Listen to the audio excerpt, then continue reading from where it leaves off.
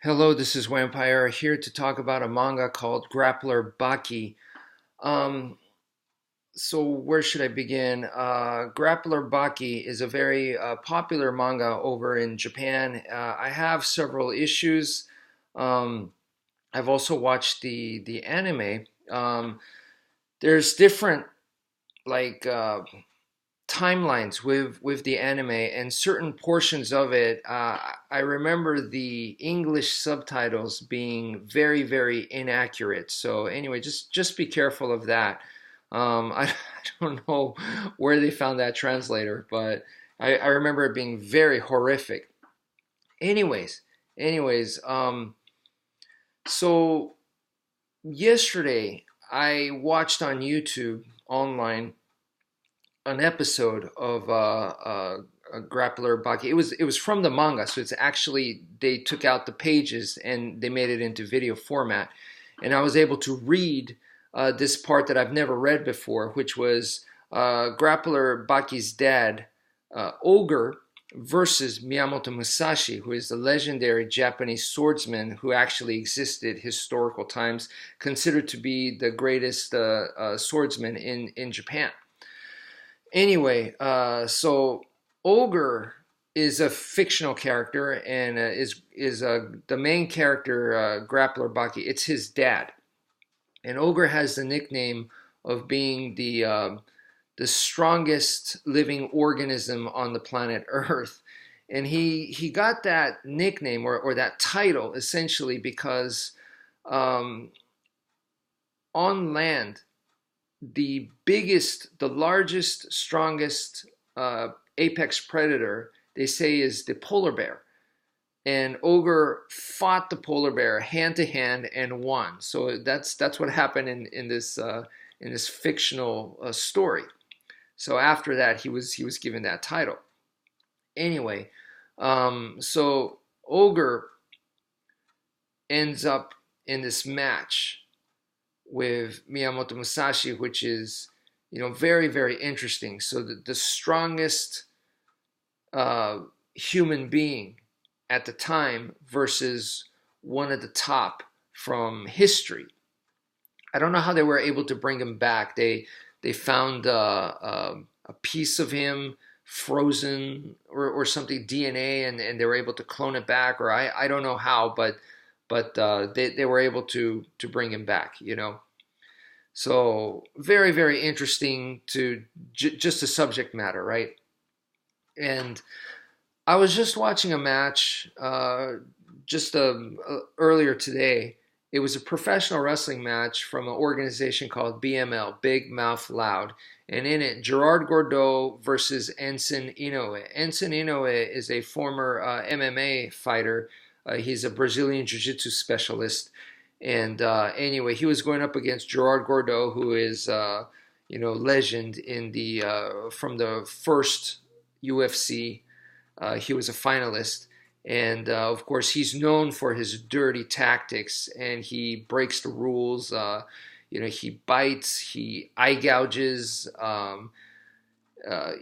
He's that kind of nasty fighter, and he has that reputation. And of course, in this match, he does that.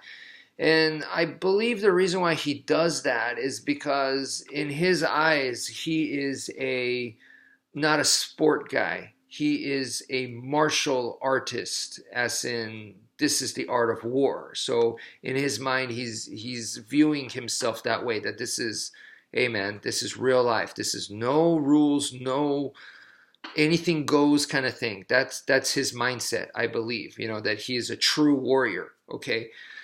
Um, and when I watched the match between him and Ensign, it didn't look like a professional wrestling match, and in my opinion, it pretty much turned into a shoot because he attacked the eyes, and I think Ensign tried to work with him in the beginning, but I think Ensign also knew of the guy's reputation, and he was like, "Hey, man, hey, that's fine with me. I'll do whatever." So in the end, he's able to submit Gerard Gordeau with an armbar, and he goes through a lot, but he's finally able to do that, and when he does.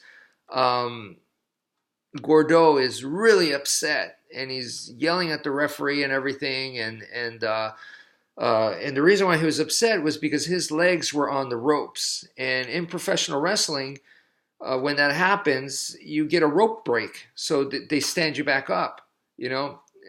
So anytime you get someone in a submission, if they make it to the ropes, you're supposed to let them go. And not only did they not let him go, they gave the victory to Ensign because he tapped out, right? Because Gordeau tapped out. So he was really upset about that. And I found it kind of strange and funny in a way that, it's okay for you to break the rules, but then you rely on the rules to save you. To me, that kind of doesn't make sense. So I kind of feel like if you are going to do this, no rules type attitude, then doesn't it also make sense you know, to expect that your opponent is going to break the rules, to not rely on the rules to save you, to have the full circle, okay? I kind of feel like you should have that kind of attitude. So I was kind of thought it was strange that he was complaining that to the ref about what the hell happened here, And back in the day when I competed in Brazilian Jiu-Jitsu, I expected the ref to favor the other guy. I expected my opponent to break the rules and cheat. I expected all that. So the main thing was if it happened, I wasn't going to be thrown off guard, that I would defend against it on my own strength, and I wouldn't rely on the ref or my corner to get, to stop it or anything like that.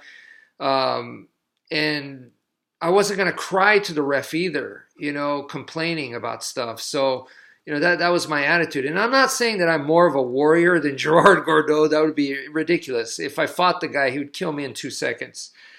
I'm not saying this to try to sound humble or something. No, I'm serious. It wouldn't be a match. The guy is like, what, 6'4", maybe even taller, 6. Yeah, he might be like 6'6". I don't know. He's a monster. He's a monster, and he's a Kyokushinkai. He's a legend in the sport of full contact karate. He's won tournaments over there, I think, if I'm not mistaken. He's done professional kickboxing. Yeah, I mean, this is no competition, But I'm just saying, his philosophy, I'm trying to understand his philosophy, it didn't make sense to me in that regards. Now, the reason why I'm bringing this up at all, right, is because Miyamoto Musashi is famous for breaking the rules and fighting out of the rules and thinking outside the box. So when you have someone like that and you got to fight this guy, and this guy he's not thinking in those terms, but I believe with Musashi, he expects you to do everything. He's going to do everything. It's he'll do anything to win kind of stuff. So that's kind of what I was, that's why I thought it would be an interesting comparison here. And anyway, so Ogre, in Japanese it's Oga, but Ogre and Miyamoto Musashi, before the fight, they're like talking and stuff. And you could tell the match has already started just from the talking and the conversing right there, their interaction. And they haven't even, made any kind of physical contact, and it's already intense, and that's interesting. That's, like a pre-fight, conference or that kind of stuff. It's just like that. It's there, and that kind of atmosphere in the air. There's something going on, and the manga does a good job of talking about that. And then once the actual fight starts, Miyamoto Musashi starts with one sword. So he has one sword out, and I'm going, wait. This guy, he was famous for having 2 swords. Where is that? But it's okay, whatever. And the first thing Ogre does is he just grabs the sword with his bare hands, right? And now a lot of people might be like, what? That's BS. That's impossible. You can't just grab a sword like that. Well, first off, in the Filipino martial arts, I teach the knife self-defense and stuff like that. So if a person's coming at you with a knife, how to defend against that. And in it, of course, the moment we start taking out knives and practicing with knives, people have the idea that knives are like lightsabers. I mean, just a simple touch and, man, your fingers are going to cut off. And People are going to be decapitated and everything. And with that kind of mindset, yes, the knife is dangerous. It is lethal. You have to respect the blade 100%. But if you have the attitude that the blade is a lightsaber, then we can't train because there's nothing that you can do against that. It's game over already, And this is probably the same attitude with boxing. If you look at boxing, um, someone who has never boxed before steps into the ring with a pro boxer or an amateur boxer and they spar, it's going to feel like, man, it's just punches everywhere. It's so fast. I can't do anything. And every punch looks scary. Every punch hurts. Then yeah, we won't be able to do anything for you if that's your mindset. So as you learn the art of boxing, you start to know certain punches are better, or not better, but more powerful than others, and how to deal with them, and you learn all that, and the same thing with a knife, same thing with a bladed weapon. But if you really think about it, even with just punching, just a punch like that, not even super fast, not even full, just that onto the nose, that could make your nose bleed. Your eyes could water up. Even if it doesn't, it sucks. It really sucks. No one wants that. So just that, okay? Not even any. You could barely call that a punch, but a jab like that repeatedly contact you on the nose can really suck. And that's like the weakest punch. So even the weakest punch sucks, right? That's the reality. But once again, if you have that attitude, then we won't be able to do anything with you. You're not going to ever learn boxing. You won't be able to defend against anything. So once you want to respect the blade, but once you start studying the blade, you'll start to know certain cuts, certain stabs. Some are more effective than others, how to make them de-effective, how to defend against them, how to neutralize them. You start to learn that. And yes, sometimes we do grab the blade more on the spine, keep away from the edge. And if you do, you definitely don't want to be making upwards and downwards movements, because that's what's going to cut. So, you learn stuff like that. Okay, and you're able to utilize that. Now, think of it at Ogre's level, who is supposed to be this martial arts superb genius expert, the best that the world has ever seen kind of guy. Then yeah, he's going to take that to a very, very high level. So for him to be able to grab a sword, yeah, I think is possible if someone like that existed, And then the next part is Musashi figures out that, okay, the single sword doesn't work against this guy, so let me go one level higher. So he goes to the double weapons, the sword, the tachi, and the tanto, right? Two swords, essentially. So he goes with that, and he sees that it's not working. So then, in the manga, they ask the question, does Musashi have another level above that? And in the manga, they answer it as yes. And of course, this is all fictional at this point, or all of it's fictional, but except for the character of Musashi, who actually existed. But so they go into that. There's one more level. And if there is, what is this above the two sword style? What's the next level? And they say it's actually empty hand, which I thought was very, very interesting that they did that. And the example they give you comes from calligraphy. So in Japanese calligraphy, it's first is very, very rigid. You're following form to a T. And then you get better to the point where it's almost like cursive, where it starts to really, the form starts to break. And then the next level, so in other words, you're getting more and more efficient. And then they say the next level is you don't even need the brush or the paper. You just start viewing things, and you just start doing calligraphy with your fingertip or your mind. So anyway, you get to the point where there is none. There is no tool. And so they were saying that, you become so efficient with the sword, you went from single, double sword, and now it's zero sword. And maybe in between, they didn't mention this, but I was also thinking, and we're not really sure what exactly happened in the historical match that they say happened between Musashi and Kojuro, which is a very, very famous story. And we really don't know how much of that is real.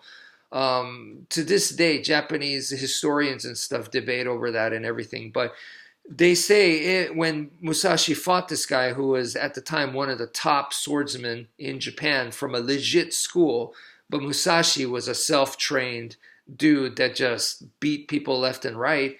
When they finally met, one of the things was Musashi used the boat oar. He used the oar as a sword rather than using an actual sword. So he went from sword to, double sword to the oar, which is, that's not even a sword. So he went to a stick essentially, and then he went to zero, which in this comic book, in this manga, they're saying he went to zero. So he became more and more and more efficient. And when I thought of that, I was like, yeah, that makes sense logically. And then it kind of reminded me of Aikido. So if you look at the history of Aikido and the technical roots and stuff, a lot of it comes from the sword, so yet they do stuff empty hand, but they keep the same movements, body mechanics of the sword. So I thought that was extremely fascinating, that they did that. And it makes sense. In Filipino martial arts, you go from, we learn sticks, but actually that's already an efficient form. An efficient form of what? It's actually the sword. The short sword is historically, that is what they started off with when they were fighting, historically, the Filipino tribes and warriors, they were using short swords. That was their main bread and butter. So, or that is what was revered at a certain period. I'm not saying the entire time, because before, if you go back far enough, you can see pictures of them holding spears and shields and stuff. But at some point, the sword was revered, and they went to the sword. And I think the more efficient form of that is the stick, because the stick represents the sword. It is a symbol of the sword. But with the stick, you could train more. And through more, you could also not only train more, you could do more technically as well. And then some schools to this day, they do way more sticks, or some schools only do sticks and they don't even do bladed weapons anymore. There are some schools like that. I think it's important to practice all of it, to practice bladed and impact weapon like the stick. But I'm just saying, I can understand the logic there. And I feel like in Filipino martial arts, the more efficient, so what you're learning is already the more efficient form. So it's almost like in this manga, the Musashi, you're already learning level 3. You're already learning that when you start with the sticks, because once again, the origin was the sword right there. And I thought that was really cool. And then from there, do we go to empty hand like in this manga? I don't think the empty hand is more efficient in a way, but I definitely feel that you could go in that direction, or you could go into, in my case, I feel like the knife is the ultimate for me. So what's my level 3 or level 4 or whatever? For me, it's the knife, but I don't feel like that's true of every Filipino martial arts. Everybody goes their own path, because it is a very flexible art. But for me, it's the knife. The sticks is in Japanese what we call the genten. Genten is the original point, is the stick. But the main weapon should have been the sword. That is what this is all about. But the more efficient, the root, let's simplify everything, make it abstract, then it should be the stick. That's my point of view with Filipino martial arts. And but like I said, my special weapon is the knife, So it goes back to the bladed weapon. So for me, it kind of goes not full circle, but it kind of goes in a circle there.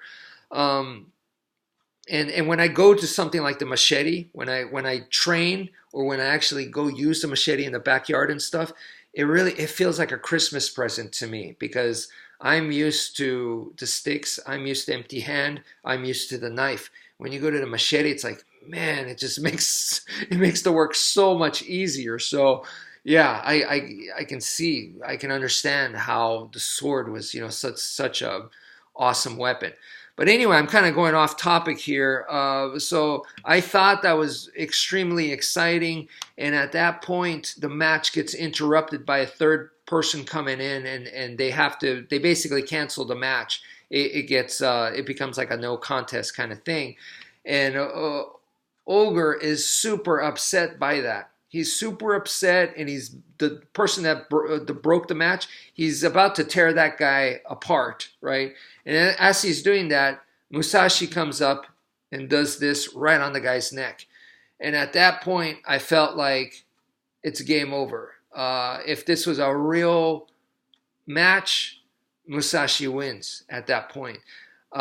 If it was a one-on-one challenge match, who knows? Ogre might win. But with anything goes, any place, anytime, anything goes, like in a war type situation, then I think Musashi wins. So anyway, but I mean, this is just complete fiction. So just have fun reading it. Don't take it too seriously. And anyway, so just wanted to share that with you guys. Thank you for listening, and take care, folks.